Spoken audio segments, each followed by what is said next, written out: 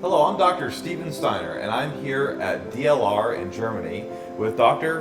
and Professor Barbara Milow, who leads the AeroGel research group here at DLR. Barbara, thank you so much for talking with me today. Yeah, thank you for coming and making this interview with me. So can you tell me a little bit about yourself? What's your position and what's the nature of the research you do here? Yeah.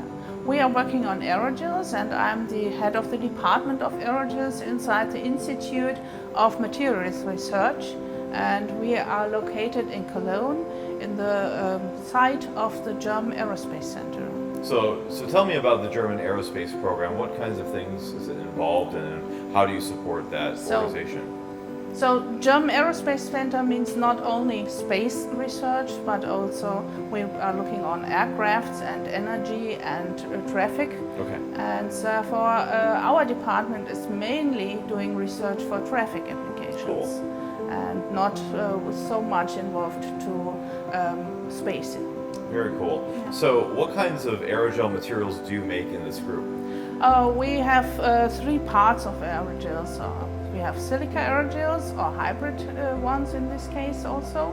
We have these organic aerogels called more or less RF, and we have biopolymers like polysaccharides. So can we talk about the silica aerogels you make? What type of silica aerogels are you making, and what are they used for?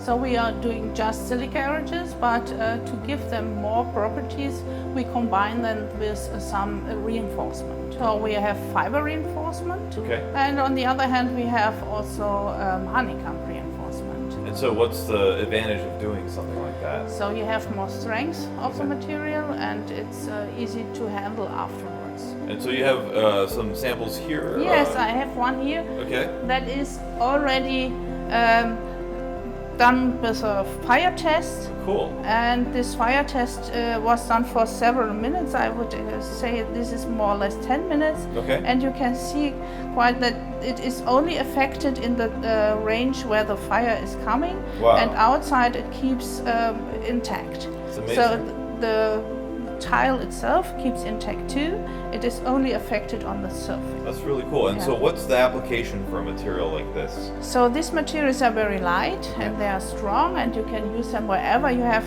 to protect heat. So that's actually hotter than something like AeroGel blanket, which is sold commercially, goes. That's only $6.50, so this can go quite a bit hotter. Yes, this Very is cool. much better. And the one with the fibers we do, Yes. we also add some bromide Bomite, particles yeah, to aluminum get a, material, yeah? Yes, and this leads to a very strange material which is strong up to 850 degrees. Wow. So we see no effect on it. Very cool. And this is very nice because you can use it everywhere where you have hot systems. These are our organic aerogels. For sure they are not as high temperature stable as the silica ones, but they, in many cases you do not need these high temperatures. And then this material is really good because you can process it without supercritical drying. So this is like the traditional RF aerogel? Yes, Like it's- originally from Lawrence Livermore chemistry. Yes, it is a resinol formaldehyde polycondensation, and we do tiles with that, and we do particles, and we do a lot of things with this material. Can I hold this one? Yes, for sure. It's very light, yeah. That's very nice aerogel. Look at it. It's very big. So, So- you must have some big autoclaves that you're able to dry materials like this in. Yes, but if you use a standard recipe, we call it in our labs, then we do not need this. Oh, so you can ambiently So dry. here we can ambient dry them, and this is not for thermal insulation because the thermal insulation of this material is around 60 milliwatt per Kelvin a Okay. meter. But they have a huge inner surface, Yes. and we can pyrolyze them, and we get the carbon out of it. Cool. And this material we use for these foundry applications. Okay. So we have the cast parts and all cuts inside. We have to use sand cores. And then we use this material inside the sand cores just a little bit, and we can Like absorb. an additive. Yeah, additive, yes. And we absorb all this gases coming out of the material during casting. And so there's another sample here that Yes. looks somewhat similar. We have the Picado recipe, and we have a Nomex honeycomb Oh, this inside is a our really, aramid. really neat material. Yeah. And so, yeah, so this one must have aluminum honeycomb. No, this is aramid. Oh, this is like Nomex. Yes. Okay. So we can also use aluminum, but then the thermal conductivity is much higher from the honeycomb. Sure. And you use it for other applications. You Okay. can use then to embed MOFs, for Yeah, instance. metal oxide frameworks. Yes, and Or they metal, are metal organic frameworks. Yeah. yes. And they are normally powders, and you can handle them very easy. Yeah. So we put them into the AeroGel matrix, and as this is not affected by water, Okay. you can use it as an absorption, and then it is running quite well. Wow. And so could you use this as a structural material too, do you think? Yes. Wow. Yes. So a lot of aerogels are solutions looking for problems, but that's what the value of places like DLR is to go and explore some new ideas and then try to find applications where they can be beneficial. That's our work. Yeah. We are not doing basic research, we are doing applied research. Applied research. Very And cool. we are just in between the universities and the industry. I think you have also seen this material before. It is a cellulose-based material. Yeah, these are very And, popular in Europe. They love the biopolymers yes. here. And we have a machine where we can build these boards. Okay. And the size of these boards can be a 30 or 20 to 30 lengths, Okay. and as long Centimeters? as you want. 20 Yeah, by 30. Wow. centimeters. So you can yes. make kind of long, long, continuous strips yes, or long yes, boards. yeah, yeah. Wow. And this material is very, very light. Okay, Let's let's take try this it. one. Oh, it is very light. Yeah. And it feels And it is, kind of let me like- see, 5-8% of cellulose just. wow. And That's we pretty durable. More than a normal silica aerogel. it is not dusty, Yeah, it's not dusty. and it is perfect. But it has a thermal conductivity around 30 milliwatt per Kelvin Okay, meter. sure. We tried to get it down, but we couldn't reduce it yet with our methods. A lot of polymer aerogels, in my experience, have higher thermal conductivities, and it's hard to get them as low as silica, but 30 is pretty good. 30 is okay, Yeah. yeah. And we can do it between 2 or maybe 0.5%, but then it is really floppy. Yeah. But we are starting with 2% of cellulose up to 6% or 8%. Okay. And we are doing it not with a salt gel technique, but it is a salt hydride melt where you can solve the cellulose. So, Okay. you know, cellulose is not easy to get Dissolve, solved. right? Yeah. Well, I mean, so cellulose is the structural fibrous material that gives the I guess the structural properties to things like trees and, Yes. and grass and Yeah. corn, right? Therefore, So it has to be has to be hard to dissolve. hard, and it yeah. should not be solved in water. So and- cellulose natively is very hydrophobic or water resistant.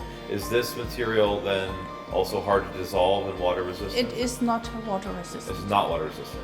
It is, but the structure isn't. The structure's not. The cellulose will- is, but the aerogel's No, not. Right. yes, Okay. yeah. And that's because of its pores and all the hydrogen Yes, bonding. and if you have the water coming in, it shrinks. Okay, got So- it. So then you can, but you said you can change those hydroxyl groups for hydrophobic groups to make it waterproof? Yeah, we are trying to do that. Oh, that's cool. Yeah, Oh, yeah, nice. yeah. So, can you use this to reinforce things then, or what do Yes. you use this for? So this is a nano fiber structure Okay. where we have covalent bonded fibrils working together, making Okay. this network. And I think you will have some nice SEM pictures. Okay. And then you put in a polymer like a resin, Okay. and then it is looking like this, and you can look through it. It is, It's transparent. yes, it is transparent. This so- is only a small broken Yeah, thing because sure. it was tested already. Wow. And the tensile strength is much higher than the material itself. Okay. It is higher than the cellulose for sure. Wow. And it is higher than the polymer. So it sounds like this is transparent while this is not. I guess because the index of refraction of cellulose is very different from air. So Yeah. with all the tiny nanopores, the light moving through it scatters quite a bit. But in here, the index of the refraction of the polymer, I guess, is similar to the index of refraction for the cellulose, so light can pass through it. So when you add the resin to this, does Yes. the material shrink? Or does it stay the same size as the aerogel? More or less the same size. Oh, that's really nice. And you can use all the normal technologies you do, and it is without defects because you have this nano structure and you have the capillary forces in the system. Capillarity-driven wetting. Yes. That's right. Yes. Oh, that's cool. Yeah, it's a huge problem in making normal composites is eliminating voids and using vacuum technology to help push them out. But here, it's intrinsically void-free because the capillary action of the resin wetting the aerogel drives it into all the pores. Yeah, exactly. Oh, that's very, very cool. Yes. Oh, good work. Well, so here's it is this back. normally not the you have not in mind with the other people who are working with aerogels. I think we have always this application in mind, and Right. that are our ideas. Are they easier to process when they're composited, if they have the honeycomb or fiber in them, than Yeah, when for they're... sure, because the mechanical strength is improved, so it's easier to handle. Yeah, Okay. for sure. Yeah. Yeah, so this is not So- the aerogel blue we typically think of. No, this is no. this is like, This is- plastics blue. We just colored them. So what's the application of beads and colored beads? Colored beads is just for fun. Just for fun. Okay. Just it looks nice. Yeah, it does look So nice. But what we about the other play, beads? yeah, other beads like these white ones here. Okay. They also have a functional surface. Oh, these ones are very Yeah. round. They're like little balls. Yes. Oh, and this is from the jet cutter. This is one of the jet cutter. Oh, yes. these are neat. We can do up to a size of 3 millimeters and down to 1 micron. Wow. So what do you think that beads are generally useful for as opposed to So this particles is or... for filter applications also. So the cellulose is quite good for humidity. Okay. And if we make some functionalization, we can think of absorbing CO2. Okay. And this is an application we can use in the cabin of an aircraft. Okay. And then you can absorb CO2 and you can absorb humidity Yeah. and make the climate in the cabin Improve more. the passenger experience. Yes. So you have a really nice laboratory here, and actually, I will note that it is very evident that this laboratory is in Germany. It's very clean and industrial and well designed, so it's very beautiful. Could we take a look around your lab? And Yes, look we at some can make a equipment? tour to her. Okay, But, let's do that. To start the lab tour off, this is your original supercritical dryer. Yes, this is the first we used in the first years. I've started in 2005, and this is built, I think, in 2003. Okay. And it is built at DLR. Construction was made here, and it's just a chamber for high pressure. Okay. You put in the aerogels in the solvent, and then you make an exchange of the fluid with CO2 liquid Okay. CO2. And then if everything is changed and you have only the liquid CO2 inside the pores, then you can rise the temperature, and then you get supercritical, and then you can just put the CO2 out by involving it. Depressurizing, yeah. And so then So- there's a bigger autoclave Yes, over this way. Let's maybe take a look at it. and then we started over. We asked for an autoclave with around 5 liters, Okay. and we end up with a 12-liter autoclave because the company who built this had only the material for 12 liters. Okay, And got they it. didn't. So Okay. this is just a big screwdriver. You see this over there. Yeah, giant And bolts. you need some force to Yeah. get it through. Some German muscle. Yeah.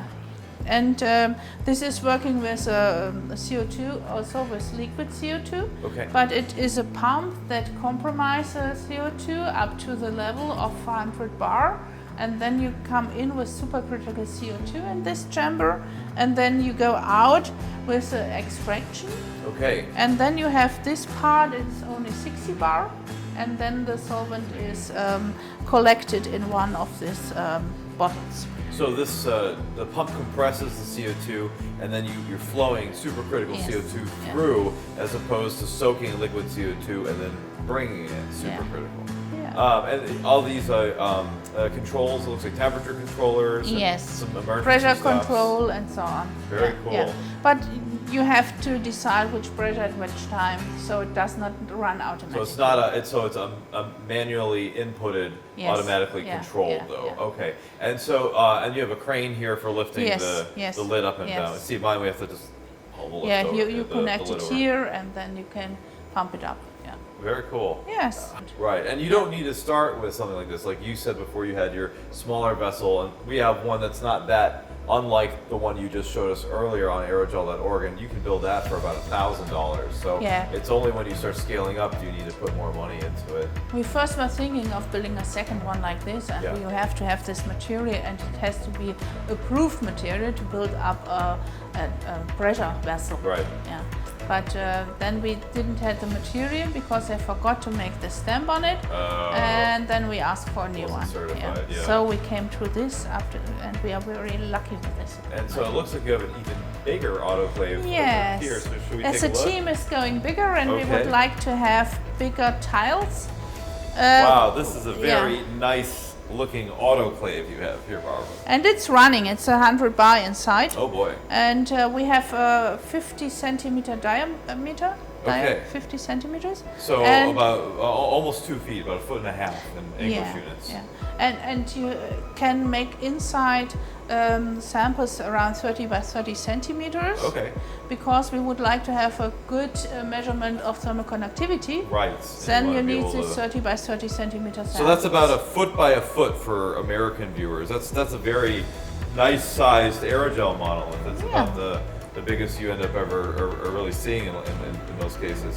And can you talk about all the other stuff? So this one has So- pumped CO2 also? That is the same system, and we can all use the same procedure with the small one and the big one.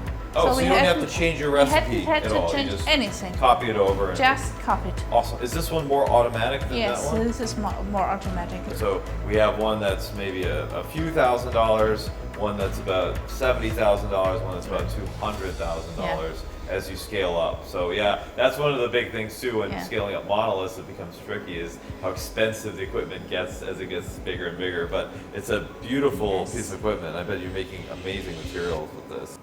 So come in here. Okay. We have here our furnaces, Wow. and these are two of them. And this is a bigger one we use for bigger samples. Okay. And this is only for very testing, and we have here only boat. Crucible, Yeah. yeah. And here we have a bigger boat, and we can put in this boat. Okay. Put the And- samples in there. Put the boat in there. And yeah. But you have to take care because the temperature is not always the same in the position. along the length. But so we right. measured everything, and we Yeah. know at which place, which temperature. And the door is cooled with water. Okay. And then you screw it through, and you make here, put this on there. So why do you have to To cool it? press- Because the metal would melt otherwise. It's too hot. Yes, yes. So is this not made of metal? This No, tube? no. What's it made of? The silicon carbon? Silicon carbide. Yeah, Okay. carbon. So that could go to maybe 1400 degrees C. Yeah, but we Okay. are just working with 1,000. About degree. 1,000 degrees. Yeah.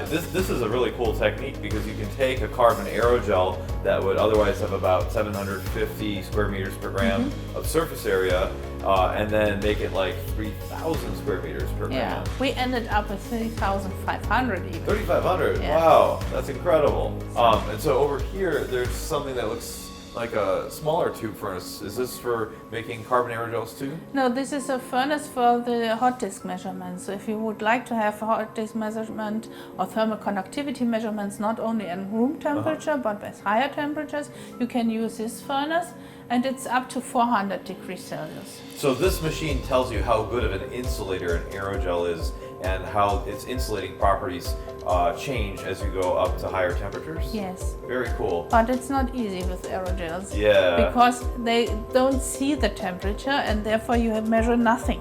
Right, So actually, you have so- always the same value as at room temperature Right. because you do not reach the temperature. So not only are they really good insulators, but they're really difficult to measure how good of an insulator Yes. they are because they don't let heat to them. So it's kind of a paradox. a Yes, little bit, yes, right? yes. Well, thank you so much for showing me this equipment. It looks really fascinating, and looks like you're doing some amazing work with it. Yeah, we try to do our best.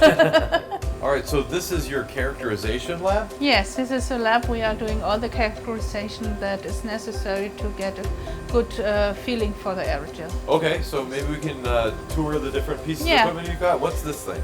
This is a HFM, the heat flow meter, and Heat we flow measure the thermal conductivity.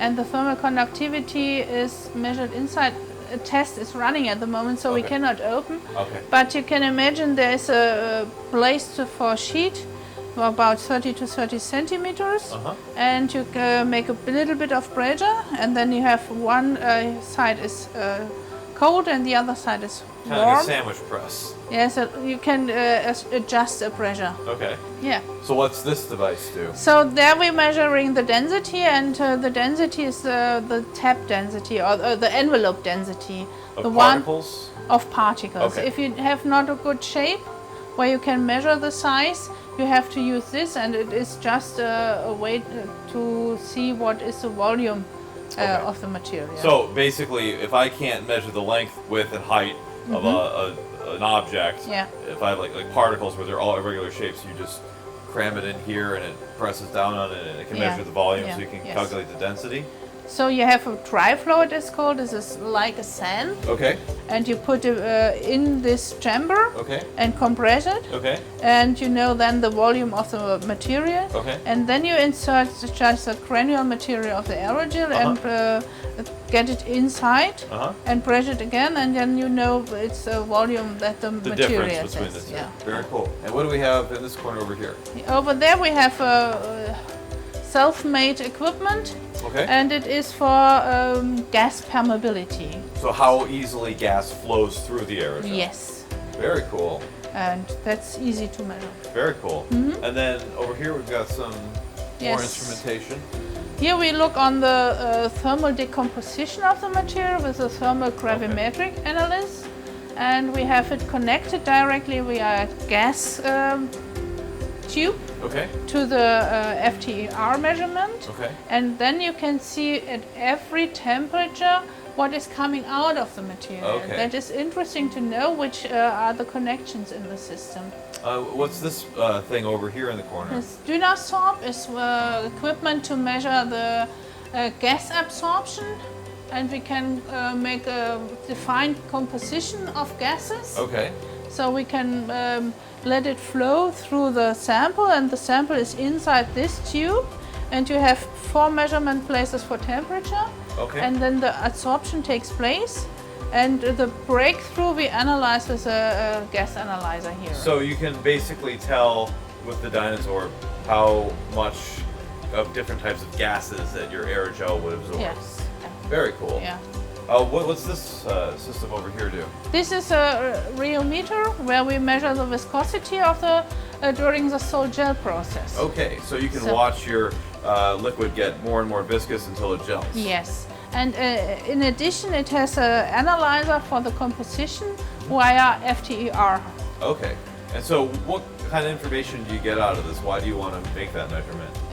We need the information of the connecting of the bonding in the Okay. system, and you see how the sol gel process is forwarded. Okay, and then I think we have a few more things here. These are more familiar aerogel Yeah. analysis equipment systems. This is for normal BET and BGH measurements. So to measure the surface area and the size of the pores. Yes, and we need. I believe this is a TriStar by Micromeritics, correct? Yes, this is working with nitrogen as an adsorption, and we can use also CO2. And CO2, we measure the small pores. Okay, so like Below the ones, 2 nanometers. the ones that you put in with CO2, you can also measure using Yes. CO2. And So- then this is a picnometer, I believe, right? Yes, this is an AccuPic, and we make here the measurement of skeletal density. Right. So only the backbone, the solid Right. material of So the not the density you get, the envelope density from length, width, and height and the mass, but the density of just the solid part of the aerogel Yes. minus all the Yeah, pores. yeah. Right. Well, And we very good. combine these both together to have the porosity. And so this is all. Yeah. This is just from the specialty silanes. It's a organically modified silica aerogel with no fiber reinforcement. Wow. And we do a lot of changes with this material, and fibers, we tested a lot of them. Very cool. Short fibers, felts, and so on. All the permutations. Very good. Well, thank you so much for showing me the analysis lab. Yeah, we are welcome. Barbara, thanks so much for having me today. I really enjoyed the tour, and it looks like you're doing amazing things with aerogels here at DLR. Thank you. It was also a pleasure for me to have you here. Thanks so much. For AeroGel.org, I'm Dr. Steven Steiner, reminding you that AeroGel is not just for NASA or DLR anymore. Log on and get involved. Thanks for watching.